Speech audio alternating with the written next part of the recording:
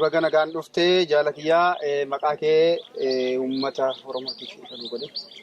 Galatoom jala kiyya carraa kana naa kennu beeksifamee maqaan kiyya jaalii Tumsaa Silgaa jedhanii immoo hojiin kiyya akkuma ta'etti akka uummata Oromoo gam tokkoon beekalee bira duraan bilisummaa. Egaa jaaltumsaa galatoomii miseensa waraana bilisummaa Oromoo zoonii kibbaati. Egaa mee akkuma waliigalaatti egaa zoonii kibbaa kana keessa yeroo dheeraa turteetta asitti qabsoo yeroo dheeraa gaggeessaa turte ammoo bara kana keessatti erga waggoota dhiyootii asii haala zaliilii uummata Oromoos ta'e waraanni bilisummaa Oromoo keessummeessaa ture keessattiyyuu gama rakkoo uumamaatiin hongee kanaan wal qabatee mee waraanni bilisummaa Oromoo maal keessa ture hawaasni illee maal keessa ture kan jedhu kaasiti. Galatoomii akkuma namni cuftiyyuu beeku barri kun bara miidiyaati.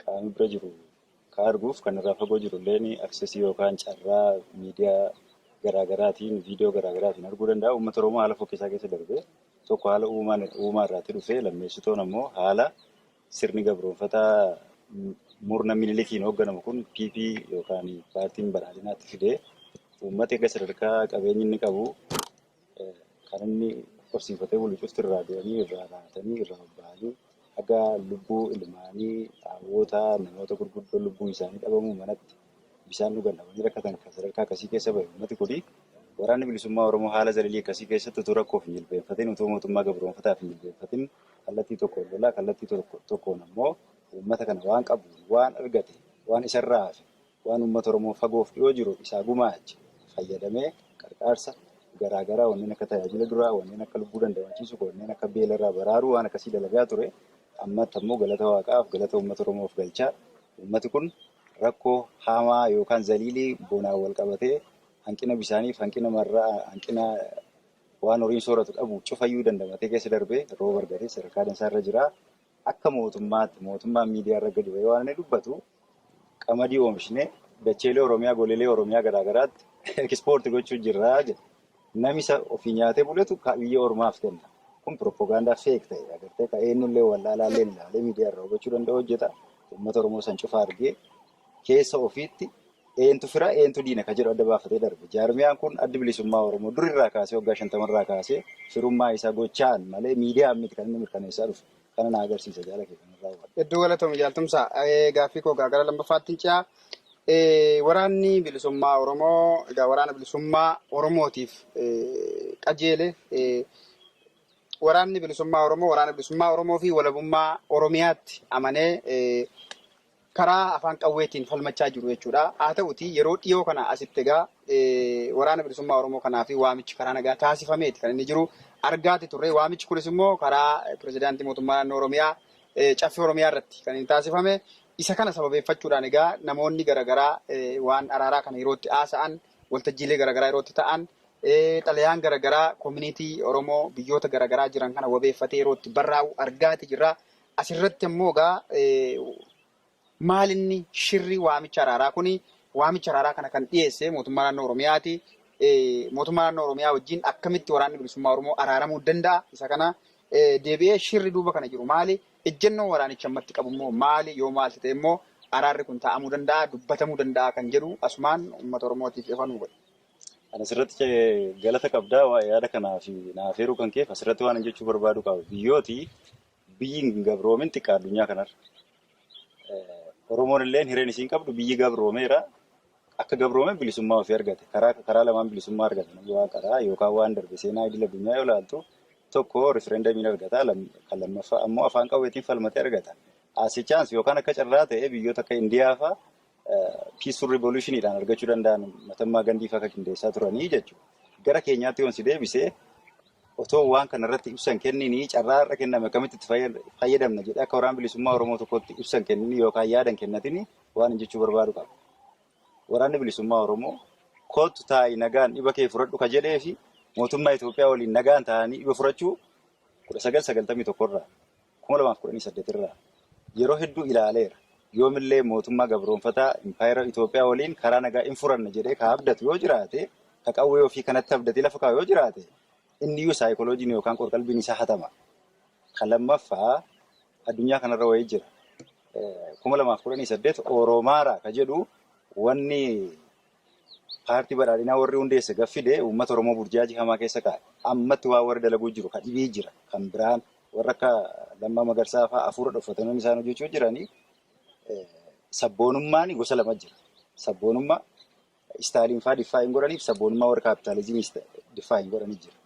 Sabboonummaan garii kan warri West Easternii yookaan warri addunyaa bahaa jedhaman kun lafa kaa'anii sabboonummaan kasaba hundee dhalootaa afaan aadaa irraa dhufaatii saba tokkoo fi hiree sabi sun qabu tokko irratti kan hundaa'ee jira. Sabboonummaa lammaffaan immoo kan warri Western kaapitaalist warri hordofanii waan isaan lafa kaa'anii jira. Namooti baratan namooti intellectual ta'an intelligent warri ta'anii mataa namaa keessa kireet godhan. Amma akkan arguu jirutti akka qabsaa tokkotti akkan arguu jirutti karaa kanaan uummata Oromoo chiit gochuuf deemu jiran. Warri baranne jedhan warri beekna jedhanii hiree uummata Oromoo dukkaneessuuf deeman.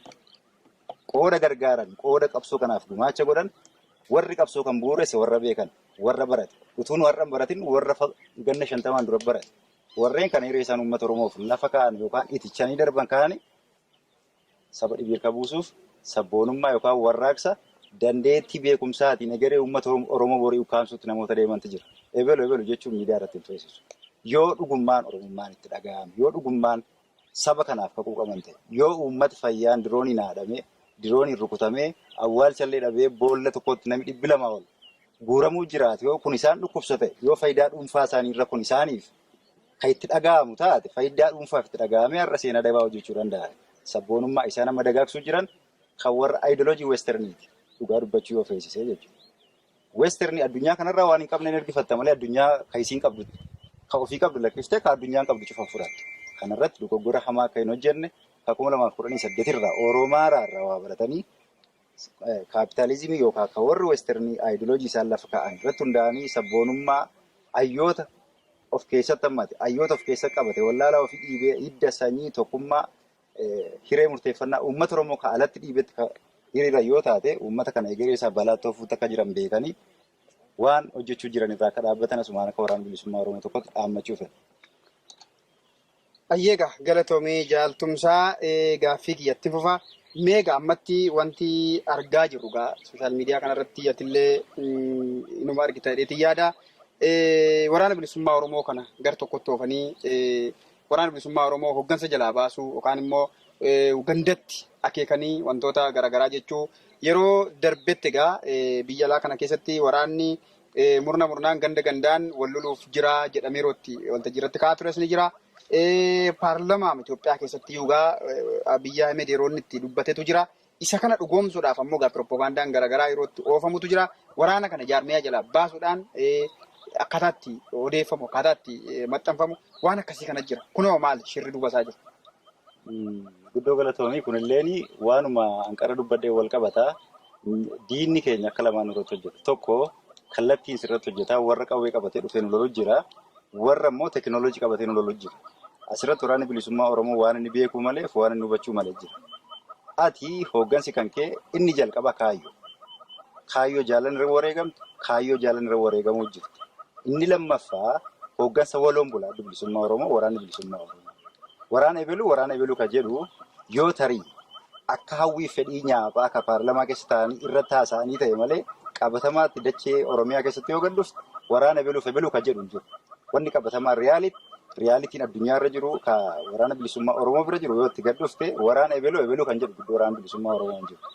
Kan biraanii namoota yaada akkasii tilmaamanii achi keessatti waan akeekkatan qabu.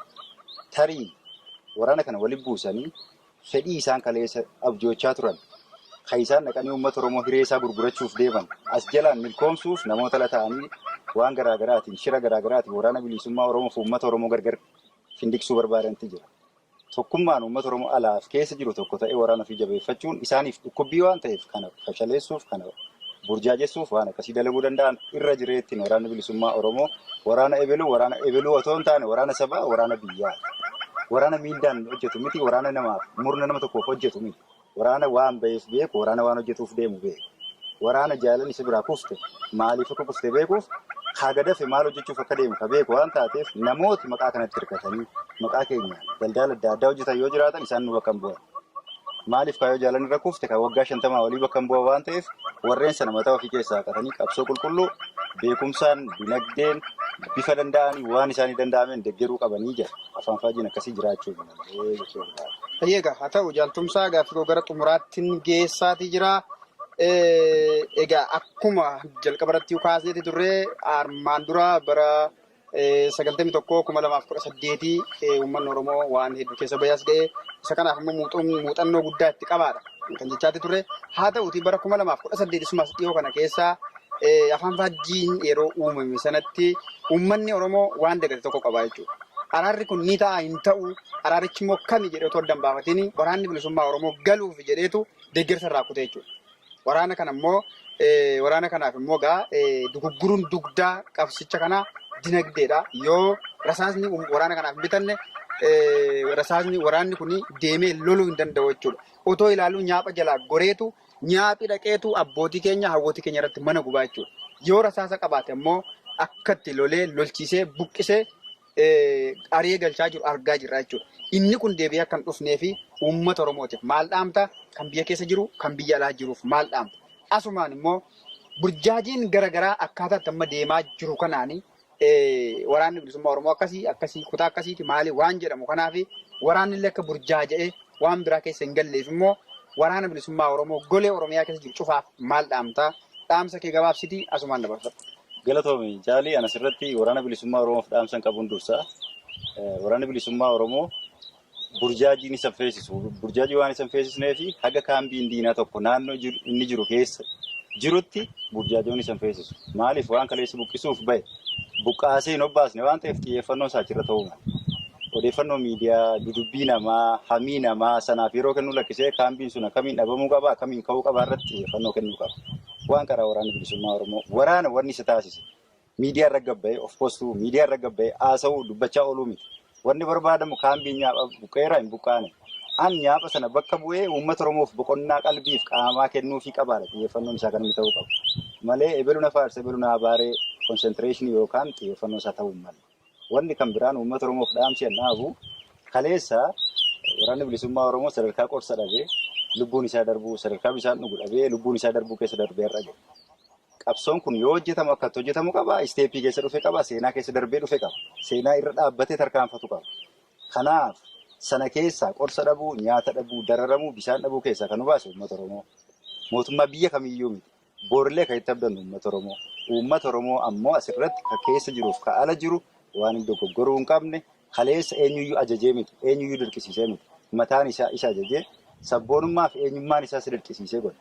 Seenaa kaleessa galmeeffachuu jalqabe har'a seenaa kana addaan kutee seenaa fokkisaa seenaa hamaa kan hin galmeeffanne dhaamaaf kiyyaa gasoo.